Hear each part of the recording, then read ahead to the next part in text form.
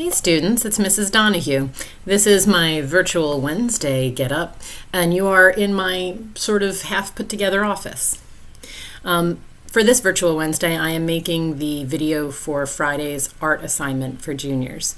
I really like these assignments. I am frustrated that we couldn't do the five senses of America the normal way. Because I like sitting in circles with you guys and touching everything. I like having a gallery of the images around the room for you to walk around and look at. But having to change over the work a little bit for virtual did, force me to look at the assignments a little differently too. So I like the changes I made to this art assignment, and I hope you will too. So just a little bit of background on, me, because I like to have you guys understand when a teacher knows their material versus might be learning it with you. And there's totally times that I've told kids, like, I'm learning this with you. Let's just go on an adventure. I think it just helps knowing a teacher's mindset. So my undergraduate work was secondary English and education with a double minor in art history and photography. I am technically 3 credits shy of teaching photography. And that is only because if I had gotten certified when I graduated college, I'd be certified. But then the next year, the state decided that to teach photography, you also need ceramics, painting, and drawing classes, which I don't have. But if you think I'm not going for them at some point, you're wrong. Just because apparently I need to know new skill sets. But I'm going to eventually do those things. Anyway, I have a pretty decent art background, and I worked as a professional photographer for 10 years. I stopped when I had my daughter. So I was a professional photographer for 10 years. I understand photography very well, and I understand art pretty well. Both my parents are art teachers. I really like art, even casually, like I really like museums and stuff like that. And I like history. So these things tend to lend themselves to parts of this discussion pretty well. I don't have every answer for you, but I certainly have some answers. And I'll always be honest with you guys, when I dive into certain things, like even art, even photography, even just general history, my preference is usually for European as opposed to American. So my weaker area is always American, but I've taught it for so long now that I've built up a pretty good stockpile of information. So if you open the PowerPoint presentation, this video sort of goes along with it. Think of it like lecture in class. If you're good on the PowerPoint alone, by all means, I guess go ahead, but you'll get a lot more from this video than you would from just looking at the PowerPoint. So if you look at the first slide, it says viewing art. I think a problem that occurs with students with both writing and with artwork is that the finished product of a story or an essay or a painting or a photo, the finished product can sometimes come off looking deceptively simple. Like you look at it and you're like, oh, that's just a painting. For example, if I were, can I even flip the camera? I'm not going to fool around with it. But like I have in front of me a painting I made at one of those painting parties. So do not think that I could have conceptualized this painting on my own. But when you look at the painting, you're like, oh, it's a painting. That looks easy. But I would not have been able to mentally figure out how to get to that finished product if someone hadn't been saying, well, you start with this and then you layer up, layer up, layer up, layer up. Even with photography, the kind of photography I did was wedding photography. And when you look at a picture and it's just a bride and groom standing there, you're like, that's it, it's just a picture, simple, bride and groom standing there. But it takes a lot to make that picture look exactly the way that you expect it to look. Are you using shallow depth of field? Like that means the bride and groom are in focus, but everything around them is kind of blurry. Are you getting sun flare? One of the really pretty things that you can do is kind of pose the bride and groom specifically so that they're like half blocking out the sun so that you get these little circles of sun flare. You guys see those things on Instagram filters, but there's a way to manipulate your image before you even take the picture where most of that filter work is done for you. It's just smart photography. So the actual getting to final product involves a whole slew of processing, right?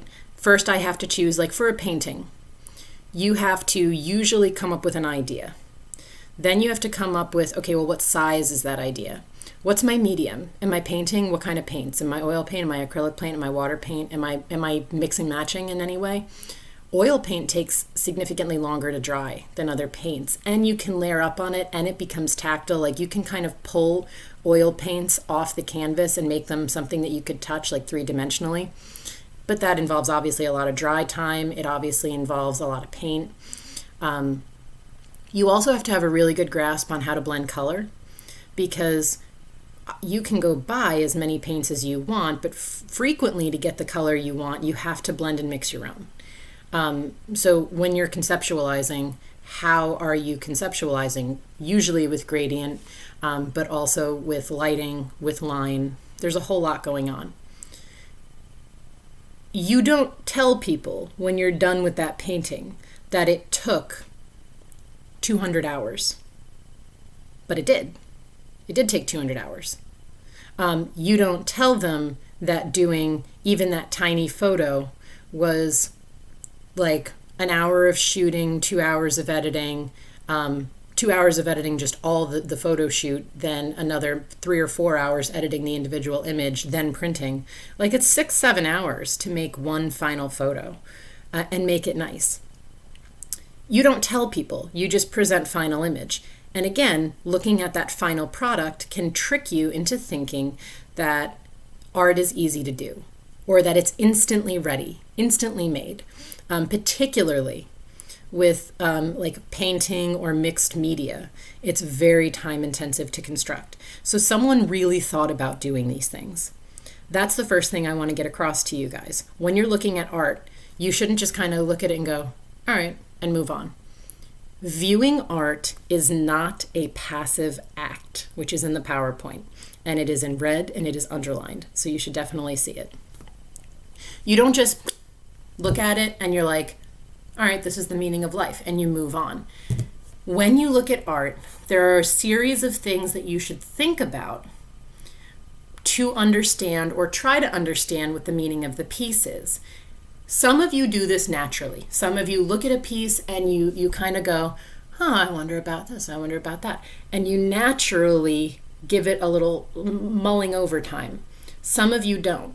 And I think the reason that some of you don't is just that you don't know what questions to ask. So I'm going to lead you through how you break down viewing a piece of art. This applies to pretty much any piece of art.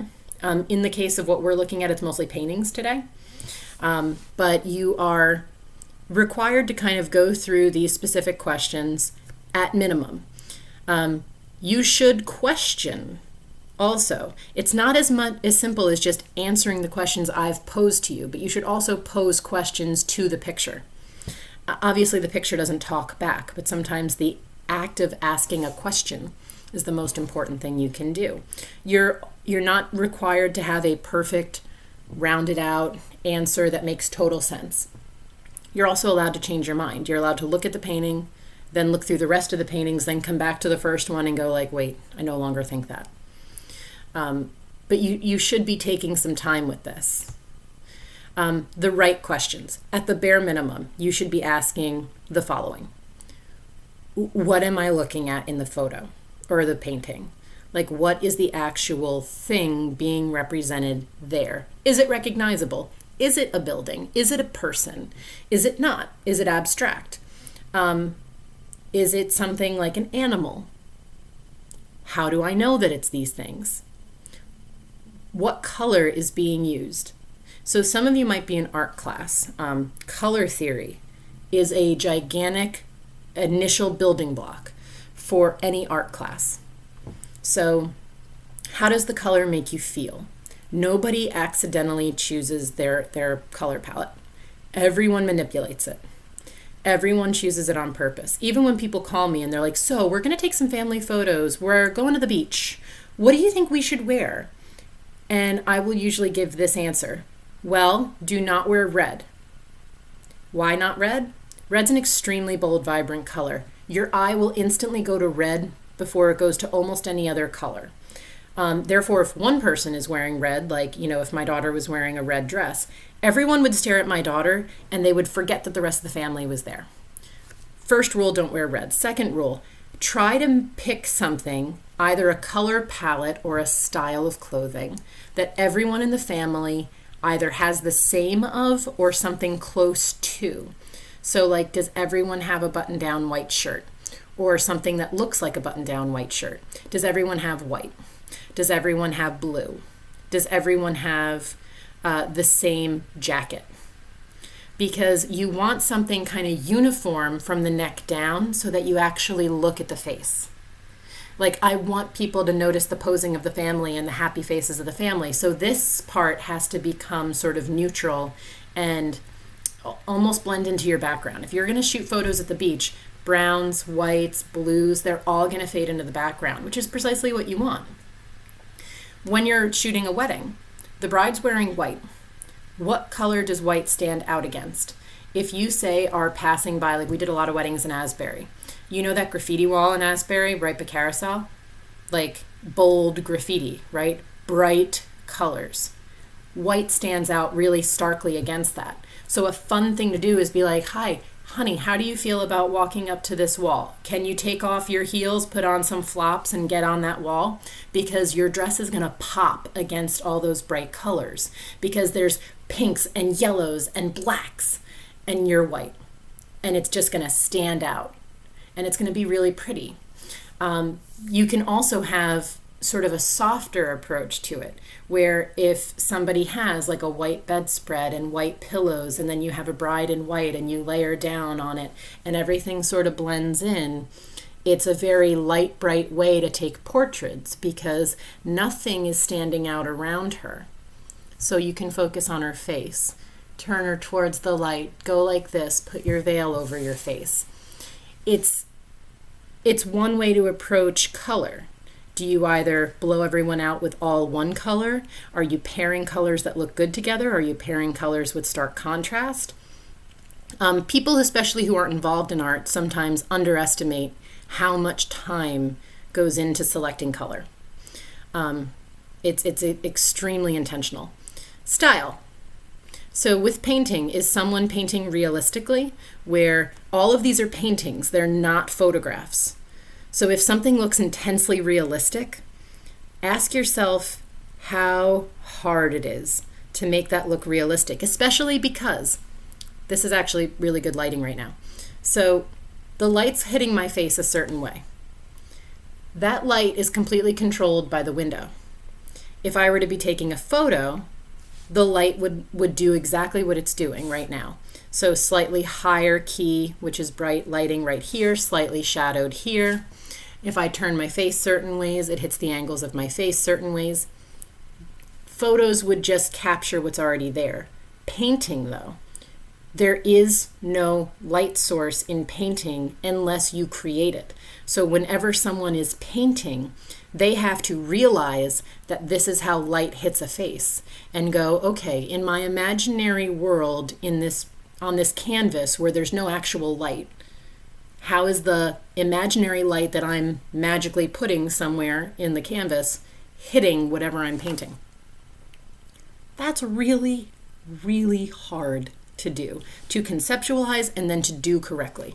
So if you're especially looking at something realistic, like how on earth did they figure out how that looks? Is it cartoony? Is it really, really abstract? And what's the feeling you get when you look at it? Art is necessarily about your reaction to art. So how do you react? The first thing you see and feel and go like this with, what is it for you with that art? And lastly, why would someone paint this? Remember, this took minimally 40 hours, which is a full work week. Most of these took dozens and dozens, hundreds of hours to construct. Hundreds of hours. If you are going back to something time and time again, and you're putting 5 hours in on it, and then the next day you're putting 5 hours in on it, and then the next day you're putting 12 hours in on it, that's a lot of time, which means you're staring at it, which means if that one thing that's sitting on the table in the painting is there, Someone stared at it for hours, making sure it was there correctly. It's not an accident. Like in a photo, if you accidentally forget to move someone's bottle of water, it can wind up in your photo. But that's not how it works with painting. You painted it there on purpose. So why would someone take all this time to put this in a painting? At the bare minimum, these are the questions you should be asking. These are paintings, all of them, that interpret America. So these are famous American artists. By all means, it's not an exhaustive list, but we have quite a few. So the first one is by Ed Hopper, and it's called Nighthawks, 1942. He's more realistic styled. And if you look, when I talk about lighting, this is the thing I want you to think about. He knows so well where the moon would be on the street versus the lighting in the diner. You can get really tight in on this photo, and it's not a terribly large scale photo. If you were to see this photo in person, this painting in person, you would actually be surprised by the size of it. It's not terribly large, but it's very detailed. I spend a lot of time when I'm looking at it, looking not just at the diner scene, which is obviously the thing you're supposed to be looking at, but I also look at the empty shops on the street around it. And I'm a sucker for like the 1940s and 50s stylistics. My parents are both born in the 40s and 50s. Well, born in the 40s, kind of raised in the 50s, and then they were adults in the 60s.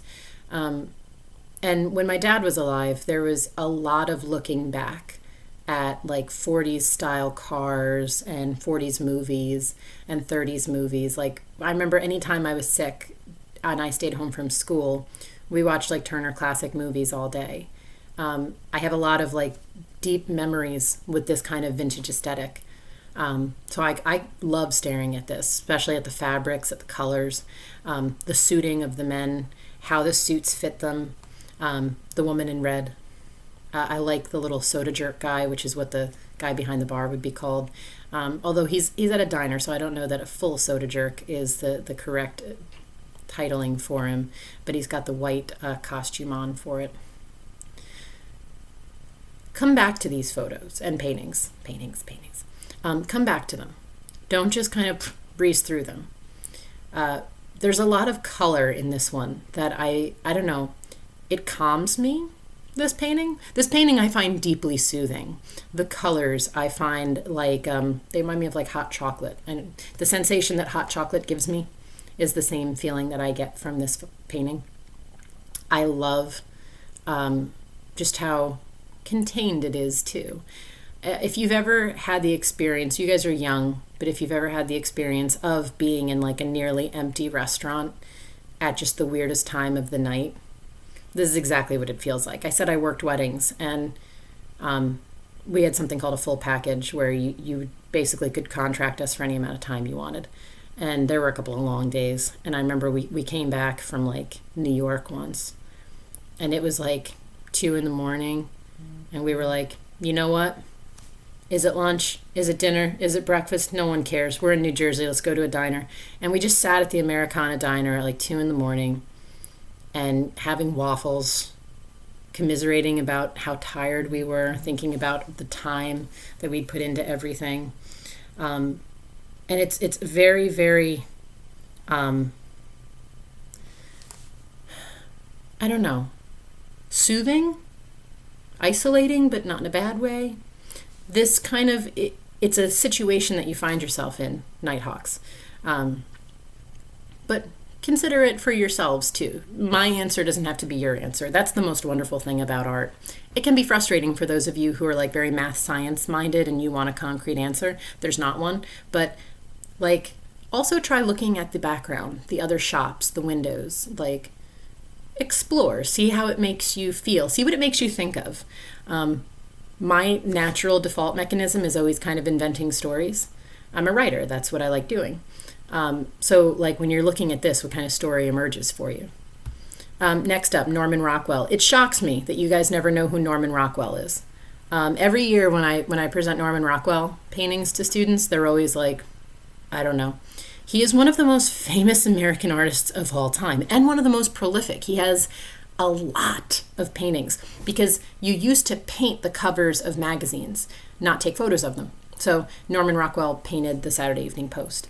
And the painting that I'm showing you guys is as American as apple pie, pun intended, it's Thanksgiving.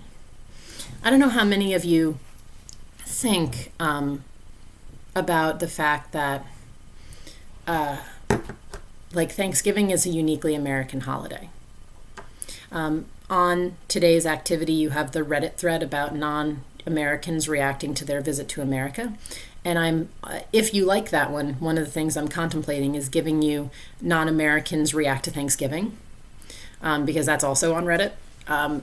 Thanksgiving, the idea of sitting down and eating all this food is very much an us thing. Other people don't celebrate Thanksgiving.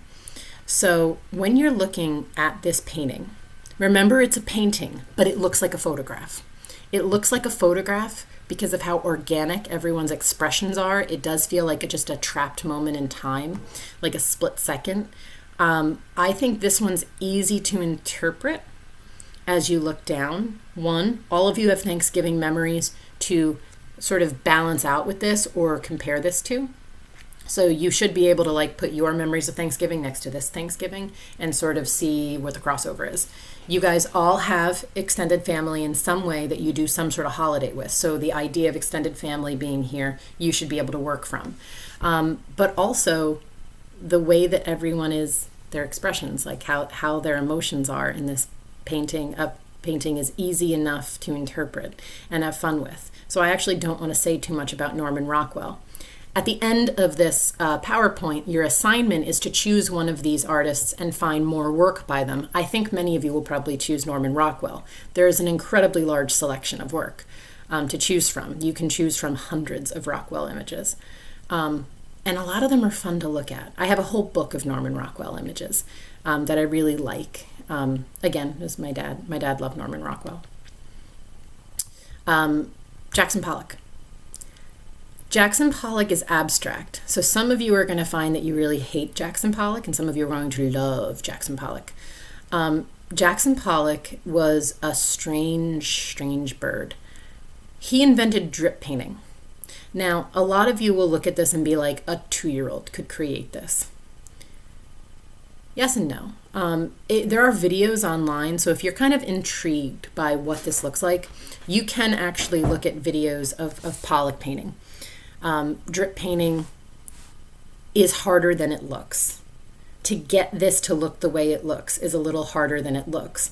But also, he wanted it to sort of look volatile because he was very volatile. He wanted it to have movement. He wanted you to really see this is how the brush went. This is where the paint went. The idea that like Norman Rockwell or Ed Hopper, they're hiding their brushstrokes. Like those paintings almost look like photographs because they've so smoothed it out that you can't really tell where the brushstrokes are. Like your eye is tricked and you think you're looking at reality for a second. And with Pollock, there's no trick. You are looking at painting and he is clear you're looking at painting. He wants to look at color and movement. This one's always very divisive. Divisive, yeah. Some of you guys always love him and some of you guys always hate him. And that's just how the cookie crumbles. I like the colors in this Pollock a lot. I get volatile from this. I get angry from this. I get heat and passion. I get fire. I also get urban. I don't know. This doesn't seem at all suburban to me. That this seems like New York. That's what it reminds me of. This looks like, I don't know, what I think of as like Harlem or Brooklyn, like more art centers of New York. Probably when he was painting, not so much, but I really like the grittiness of this. One thing that always kind of stuns me is when you have a bunch of wet paint and you just throw it at stuff, it's really easy for it to all become black or brown or gray. My 4-year-old really likes painting with watercolors. And if you give her watercolors, no matter that you give her the little set of 10 where they're all separate, and you give her water and you give her a brush and you give her paint paper, it will start with 10 separate colors, and then within about 3 seconds, the only color left is brown because she's mixed all of them. Because she's like, I want the pink to be with the yellow. Well, pink and yellow don't mix. Yellow and blue might mix, but they're going to mix to green. And if you then mix that green with the purple, it's just going to turn into mud. Paints blend, keeping all the colors on this abstract drip painting from over blending and just becoming murky is its own really difficult skill set. How do you do it? There's occasionally times where I stare at this and I just get caught catching the fact that there's a little bit of green and a little bit of blue in this sea of mostly yellow and red. And I think sometimes that I know what direction the lines are going in, and then I get caught on one that I haven't really been paying attention to. Like the circle in the somewhat center, it's off center, which always bothers me. The part of my mind that likes organization really is bothered by the off-centeredness of that circle. But that's what organic circles look like. Organic circles are not perfect circles, nor are they centered. So then, moving on. If I stare at that Pollock too long, I get lost in the mire. You can actually talk about that painting for hours. Andy Warhol. Hopefully this is a name you recognize. He's from pop art. I've actually given you two pop art artists, Andy Warhol and Roy Lichtenstein. Andy Warhol was very much about the kind of relationship Americans have with advertisement and pop culture. So I've given you one of his more famous pieces, the Marilyn Monroe. I've given it to you because of Marilyn Monroe. Hopefully you know who she is. She was a cultural icon. And the idea that like he represented her by, these are screen prints. If you take graphic arts at Monmouth, it used to, I don't know if they still do it, it used to be a half-year graphic arts, half-year photo one. And in graphic arts, you make screen prints. And that's the kind of art that Warhol's doing. So you have a picture and you have your canvas and you have to cut out only the patterning of whatever color that you put the pattern down on the canvas and then you scrape the paint over the top of it. So in other words, every time he used the same color, he would pop the same piece of cutout down.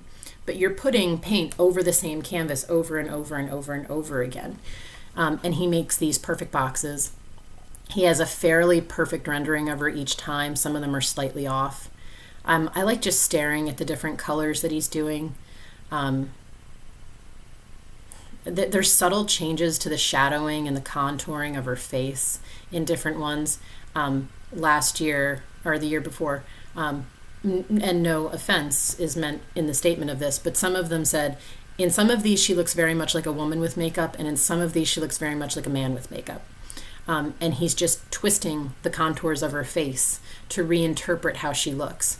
For me, bottom left, she looks like Tim Curry in Rocky Horror Show. And I'm here for Tim Curry in the Rocky Horror Picture Show. I'm about that life. But anyway, you are looking at how he interprets fame and us staring at her. One thing that Andy Warhol and Roy Lichtenstein, as pop art artists, realize is how often Americans stare at advertisement.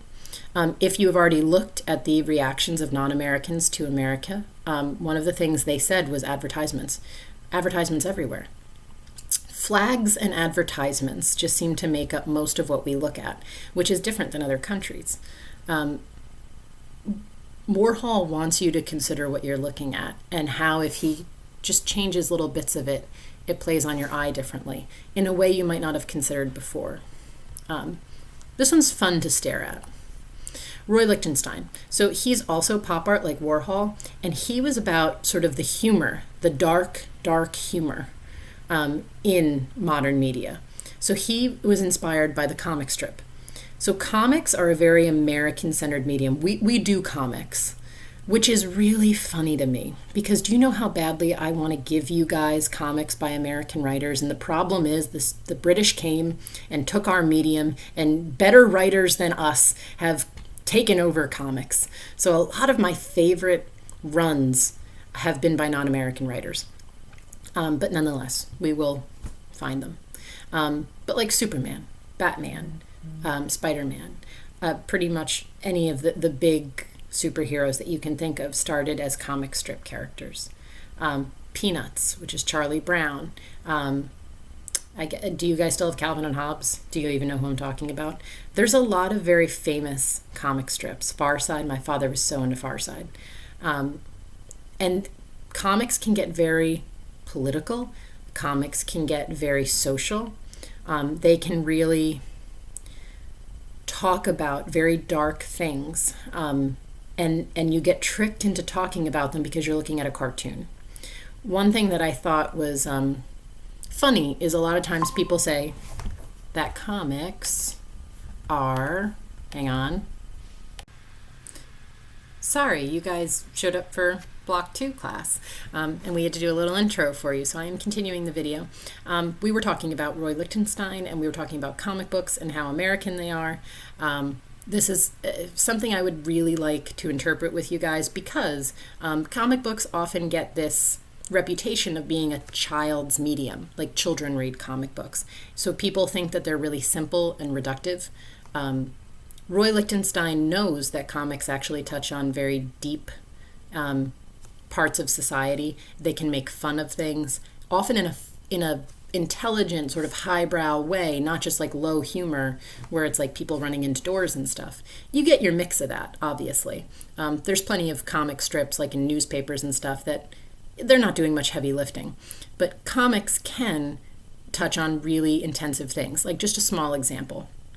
And an empty plug for my Lunchtime with Mrs. D conversations. Come to Lunchtime with Mrs. D if you like comic book conversation. But X-Men, which you guys have sadly only known in its worst forms because Fox just can't make a decent X-Men movie at all. X-Men in its comic book form, and potentially in the early Bryan Singer movies that were pretty well done, is all about the idea that you are born a certain way, you don't choose to be a certain way. And this came out far before things like the LGBTQ movement. X-Men had phrases like parents looking at their child going, do you think you could choose not to be a mutant? And the kid going, no, this is literally how I am. They had things like mutant registration. Like, obviously all mutants are highly dangerous and we should have to register them, and they should have to, like, World War II concentration camp style, wear bands on their arms and registration cards in their wallet that prove that they're a mutant that they can be asked to provide at any time. They should obviously be put in detention camps, and there should obviously be a cure made that can be distributed to them, perhaps forcefully. Talks of mutant sterilization and things like that.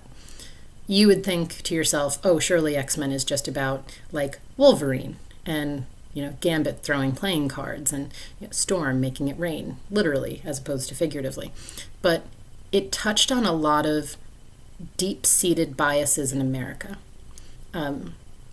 Long before any of those things were in traditional television shows or movies. The arcs, the story arcs that came out in X-Men, going over those topics, predates Ellen coming out on TV. It predates many academic papers talking about LGBTQ identity.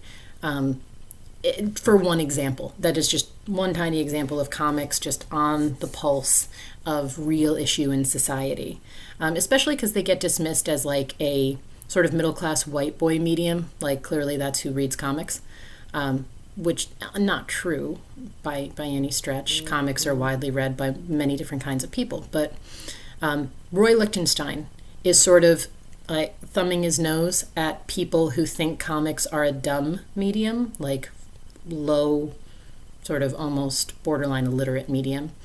And the style is something that you recognize. For some reason, this is a popular Halloween costume, to do the dots all over your face with the exaggerated black line work. I've considered doing it myself, but I just don't have the time in the morning anymore. But when he does the different forms of art, I would encourage some of you to look at his different comic art. He does a lot that have the dialogue box in it. And the dialogue box is often the thing that is the snarkiest and the most sarcastic. There's different ones. I don't want to spoil them for you because I'm hoping some of you choose them. But it's like definitely commenting on things like women's roles, the Lichtenstein piece. You have Georgia O'Keeffe next, because when I reflected, I realized that we didn't have representation from a female artist or a person of color, so I added those. I'll be honest with you, I shied away from Georgia O'Keeffe at first, and the reason I shied away from Georgia O'Keeffe is occasionally teenagers are immature. So Georgia O'Keeffe is most well known for her abstract landscapes and flowers. She does these beautiful, soft, colorful images, often about flower petals. But the flower petals seem to very Freudian inspired take on certain imagery. She writes a lot about women's sexuality and freeing women's sexuality. And many people interpret a sexual element to these photos, or these paintings. Paintings. She is married to Edward Stieglitz, who was one of the founding fathers of photography. So I have a different sort of fondness for Georgia O'Keeffe because her paintings and her aesthetic and how she sees imagery sort of fed into Stieglitz and a lot of early photography movements. And she's certainly well aware of that technology. There's no reason she shouldn't be using it. She actually does have some photography under her belt, but her paintings are by far and large her most famous work, and particularly those paintings of flowers. I think about her a lot as an American version of Frida Kahlo. Frida Kahlo also paints a lot about women and women's roles and women's sexuality. And Frida Kahlo is Mexican, so she's not necessarily one we could use in American literature, but I think she's more famous and some of you might know her. So in some ways, I associate those two with each other. They're like abstract painters who are focused on the same sort of issues. Also, I've given you Jean-Michel Basquiat. So he's a Haitian Puerto Rican American artist. He was coming out of pop era, so he's in the same kind of basic timeline as the pop artists, but later, where they are sort of grown adults in the pop art era. He grew up looking at pop art, and he became bigger as a result of his interpretations of pop art. So like he would watch Lichtenstein and Warhol, and then he grew up and sort of took that imagery and went in his own direction. He died young. He's in the Forever 27 Club. He overdosed in the 80s, and if he had lived, it's very intriguing what his work would do. So the painting I've given you broke auction records. It auctioned as one of the highest auction prices ever at 110 million. I believe that's an older article, but I believe 110 million is the most that anyone's paid for a painting, and he has it. His aesthetic for a work is inspired by pop art, but also by street art, graffiti art. And he wanted to sort of also have the stylistics and feel of punk and rap music. So you'll notice a lot of urban styling in what he does. But he also wanted to look at work conceptually. He wanted to look at poverty. He wanted to look at racism. He wanted to look at segregation. Think of the 60s. Like if you grew up in the 60s and then in the 70s looking at social issue, you would still be really involved in integration and segregation issues. He used mixed media, which is when you take existing art or things like paper and mix them into your painting. So he had three-dimensional more paintings, things with real texture to them. But there's also an act. Like when you say, I'm going to integrate part of this shirt, or I'm going to integrate part of the street, or I'm going to integrate, that becomes messaging as well in your painting. His painting is incredibly colorful. It's incredibly, I don't know, like I could stare at his paintings all day trying to figure out all the conflicting things they make me feel. In the painting I've showed you, which I told you is one of the highest priced auction images of all time, the blue I find so happy and so soothing, and like I just want that blue to sort of radiate more, at the same time that it comes off very skull-like rather than face-like to me, which is often jarring, skull more than a face. It looks like it's screaming. I go back and forth between it looking angry and looking happy. The color makes me want to say happy, but every time I look at the expression, I go like, no, it's angry or it's screaming or it's trapped. And the dark black line work that goes into the skull, like a skull is normally white and more stark. And the fact that there's like these heavy, heavy lines that I don't know why the lines are there, but they're telling me that this is a skull, right? I'm getting that it's a skull.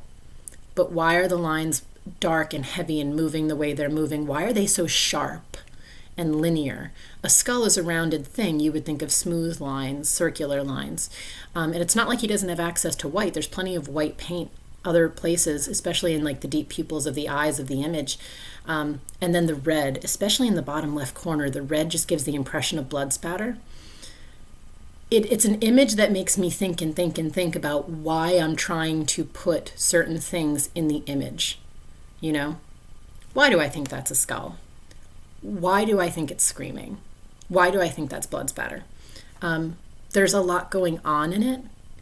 And at the same time, it's not the most complicated image. Like if you were to just put it next to Norman Rockwell, aren't there about 30 or 40 more individual items in the Norman Rockwell painting to look at?